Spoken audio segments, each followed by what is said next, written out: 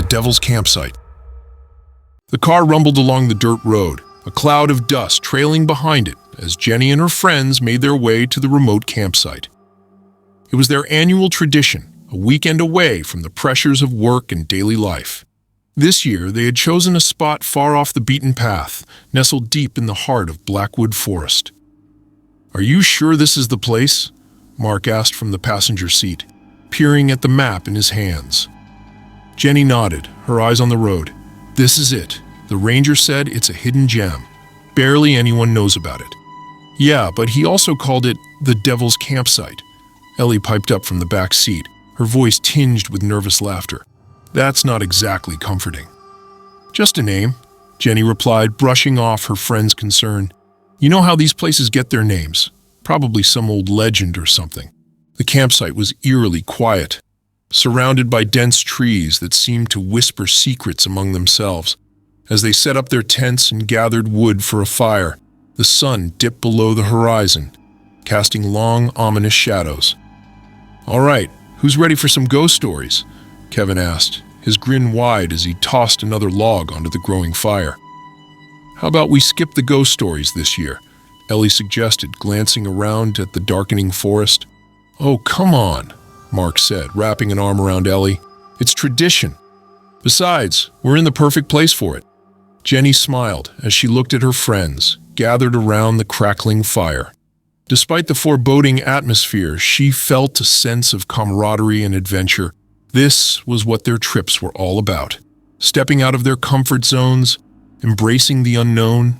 As the night wore on, the firelight flickered, casting eerie shadows on their faces. Kevin leaned in, his voice low and dramatic. "Have you guys heard the legend of the Devil's Campsite?" Ellie groaned. "Here we go."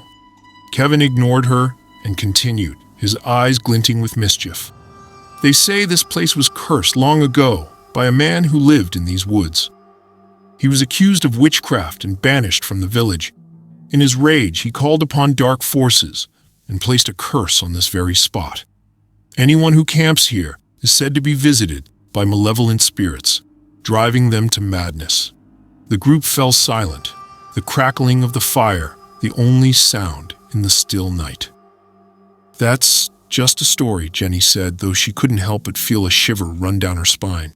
The first sign of trouble came in the dead of night. Jenny woke to the sound of footsteps outside her tent. She sat up, listening intently. The footsteps were slow, deliberate, circling their campsite. "Mark? Kevin?" she called out softly, but there was no answer. Gathering her courage, she unzipped her tent and peeked outside. The fire had died down to embers, casting a faint glow. She could see the outline of the tents, but no sign of anyone walking around. "Jenny, what's going on?" Ellie whispered from her tent. "I don't know," Jenny replied, stepping out into the cool night air. "Stay here." She crept towards the source of the noise, her heart pounding in her chest. The footsteps stopped abruptly, replaced by an eerie silence. Jenny strained her ears, but all she could hear was her own breathing. Suddenly, a chilling laugh echoed through the trees, sending a wave of fear through her. She spun around, trying to locate the source, but the darkness was impenetrable. "Jenny!" Mark's voice called out, and she nearly jumped out of her skin. "Mark, where are you?" she shouted back, relief flooding her. Mark emerged from the trees, his face pale. "I heard something, laughing. What the hell is going on?" Before Jenny could respond, Kevin and Ellie appeared, both looking equally spooked. "We need to get out of here," Ellie said, her voice trembling. "This place isn't right." Despite their fear, the group decided to wait until morning to leave, not wanting to risk getting lost in the forest at night. They huddled together, the fire rekindled and burning brightly, offering a semblance of safety. As the hours dragged on, strange noises continued to plague them. Whispers in the wind, distant screams, and the ever-present sound of footsteps just beyond the light of the fire. No one slept. They sat in tense silence, eyes darting around, every rustle of leaves sending a jolt of fear through them. Just before dawn, Jenny noticed something strange. The trees seemed to be closing in, their branches stretching out like skeletal hands. She blinked, thinking it was just her tired mind playing tricks on her, but the others saw it too. "We need to move now," Mark said, his voice tight with urgency. They hastily packed up their gear, the forest around them seeming to pulse with malevolent energy. As they made their way back to the car, the feeling of being watched intensified. Shadows flitting through the trees, always just out of sight. The relief they felt upon reaching the car was palpable. They threw their gear into the trunk and piled in, Jenny fumbling with the keys in her haste to start the engine. As the car roared to life, a figure appeared at the edge of the clearing. It was a man, his face obscured by shadows, but his eyes glowed with an unnatural light. "Go! Go! Go!" Kevin yelled, and Jenny slammed her foot on the gas. The car sped down the dirt road, the figure receding into the distance. But the sense of dread lingered, a dark cloud that wouldn't lift. Back in the safety of their homes, they tried to forget the nightmare they had endured. But each of them was haunted by vivid nightmares and a feeling of being watched. Jenny researched the legend Kevin had mentioned, discovering that it wasn't just a story. There had been reports of strange occurrences and disappearances dating back decades, all centered around the Devil's Campsite. Despite their best efforts to move on, the experience had left a mark on them all. They no longer spoke of the trip, an unspoken agreement to let the memory fade. But sometimes, late at night, Jenny would hear the distant echo of footsteps outside her window, and she would remember the figure in the clearing, eyes glowing with a light that was far from human. And she knew, deep down, that some places are meant to be left alone. The Devil's Campsite was one of them. Evil beneath the pines. The dense forest of Pine Hollow had always been a place of mystery and legend. For years, locals whispered about strange occurrences and dark tales that shrouded the area in an aura of fear. But for a group of 5 college friends, Tom, Lisa, Sarah, Mike, and Emily, Pine Hollow represented the perfect destination for an adventure. "Are we really doing this?" Lisa asked, her excitement barely masking a hint of nervousness as they packed their gear into Mike's SUV. "Absolutely," Tom replied, grinning. "It's just a bunch of old stories. We'll be fine. Besides, it's the perfect way to spend our last weekend before graduation."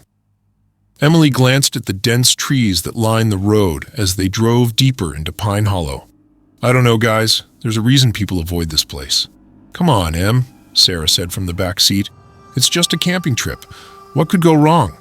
The friends arrived at their chosen campsite by late afternoon. The location was secluded, surrounded by towering pine trees that seemed to touch the sky. The air was thick with the scent of pine needles and earth, and the only sounds were the rustling of leaves and distant bird calls. As they set up their tents and gathered firewood, a sense of unease settled over Emily. She couldn't shake the feeling that they were being watched. "Hey, look what I found," Mike called out, holding up an old weathered book he had discovered half buried near a tree stump. Tom took the book and examined it. "This looks ancient. Let's see what's inside." The book's pages were yellowed and brittle, filled with strange symbols and cryptic text. Sarah shivered. "Maybe we shouldn't mess with that," Tom shrugged. "It's just a book, probably some old journal. Nothing to worry about." As night fell, the group huddled around the campfire, laughing and telling stories. The stars twinkled above them, and the fire cast flickering shadows on the surrounding trees. "So, who's up for a scary story?"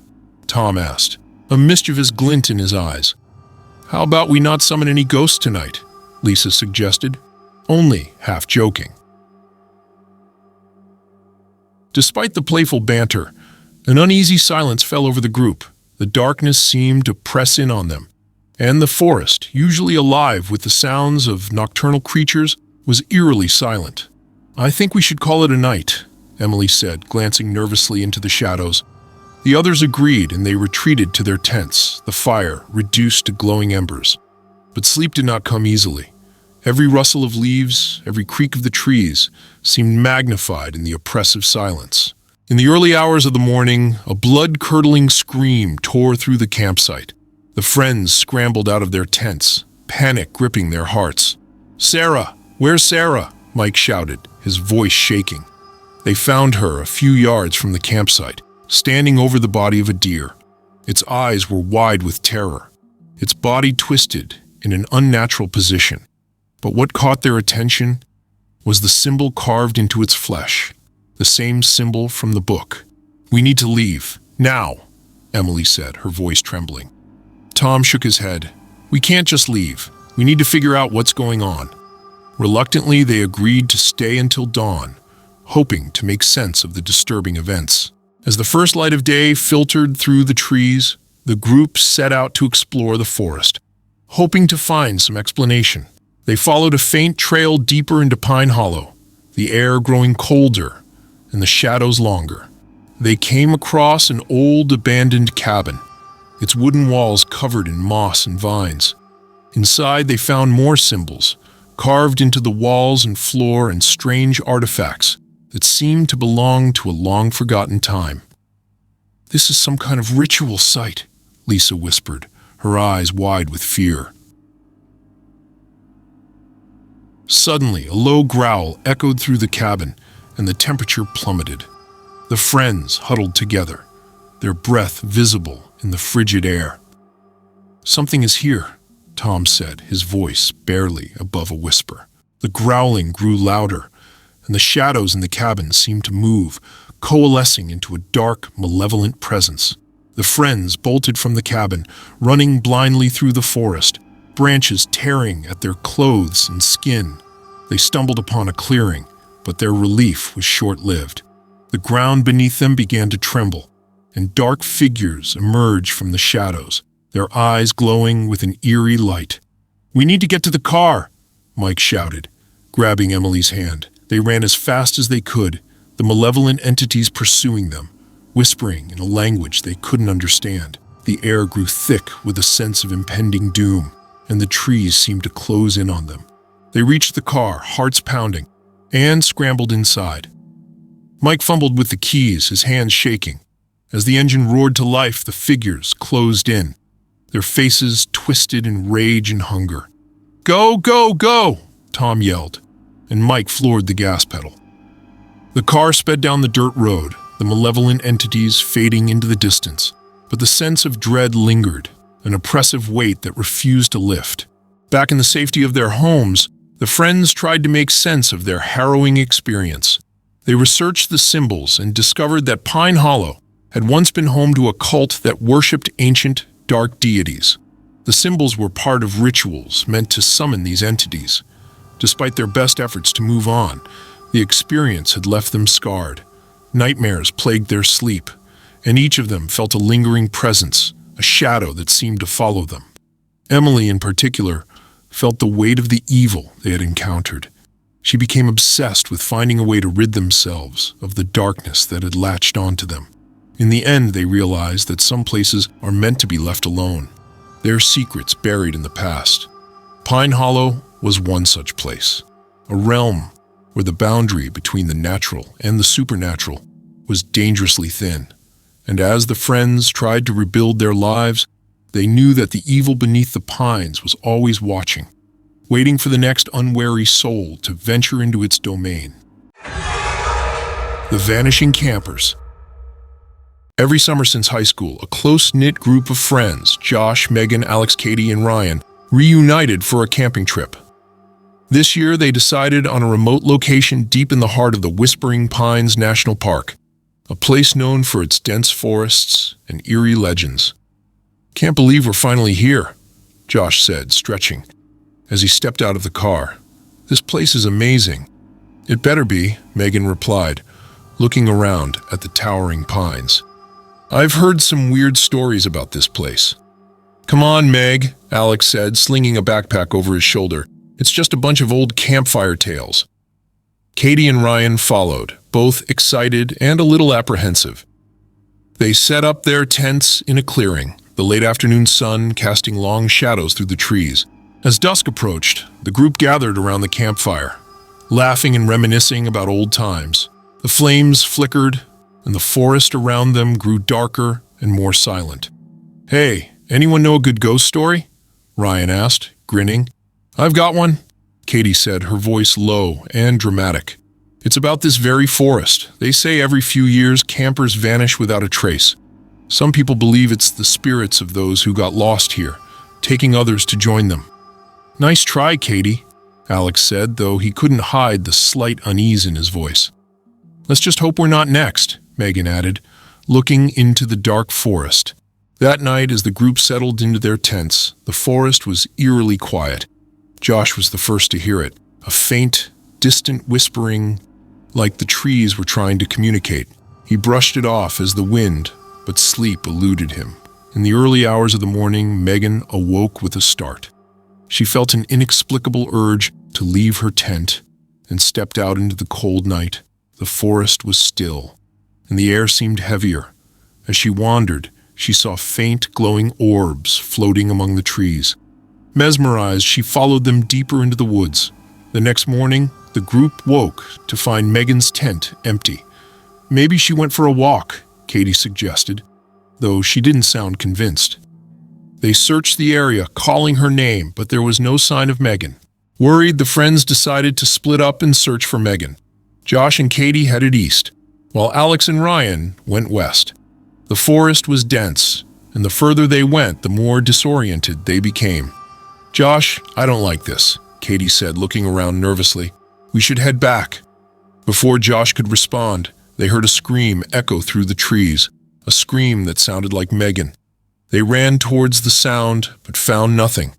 As they turned to head back to camp, they realized they were lost. The forest seemed to shift around them, paths disappearing and reappearing at random. Meanwhile, Alex and Ryan stumbled upon an old, dilapidated cabin. Hoping Megan might have taken shelter there, they went inside. The cabin was empty, but strange symbols were etched into the walls, and the air felt charged with a malevolent energy. We need to get out of here, Ryan said, his voice shaking. Back at the campsite, Katie and Josh finally managed to find their way back, only to discover Alex and Ryan were missing. This is getting out of hand, Josh said, panic creeping into his voice. We need to find them and get out of here. As night fell, the remaining three friends huddled around the fire, fear gnawing at their hearts. The whispering sounds grew louder, and the glowing orbs reappeared, hovering just beyond the light of the fire. Did you hear that? Katie whispered, her eyes wide with fear. Josh and Katie listened, straining to hear. It was faint, but unmistakable, the sound of footsteps approaching. Suddenly, Alex and Ryan stumbled into the clearing, their faces pale and eyes wide with terror. We need to leave, now, Alex said, his voice urgent. There's something out there. With their remaining strength, the group packed up their gear and began the trek back to their car. The forest seemed to resist their every step, the paths twisting and turning, leading them in circles. As they walked, the whispering grew louder, and shadows flitted among the trees. The glowing orbs appeared again, closer this time, almost guiding them. Katie felt a hand brush her shoulder and spun around, but there was no one there. We're not alone, she said, her voice trembling. We have to keep moving, Josh insisted, though he too felt the oppressive presence around them. Hours passed, and the group made little progress. Exhausted and terrified, they stumbled upon an old stone circle, ancient and covered in moss. The air was thick with an overwhelming sense of dread. We can't stay here, Ryan said, looking around frantically. But as they turned to leave, the shadows converged, forming into ghostly figures. The friends backed into the center of the circle, their hearts pounding. The figures surrounded them, whispering in a language they couldn't understand. The air grew colder, and the ground beneath their feet seemed to pulse with dark energy. Suddenly, Megan appeared among the figures, her eyes vacant and lifeless. Join us, she whispered, her voice a hollow echo. No, we have to fight it, Josh shouted. But the dark energy was too strong. One by one, the friends felt themselves being pulled into the darkness, their bodies and souls consumed by the malevolent force.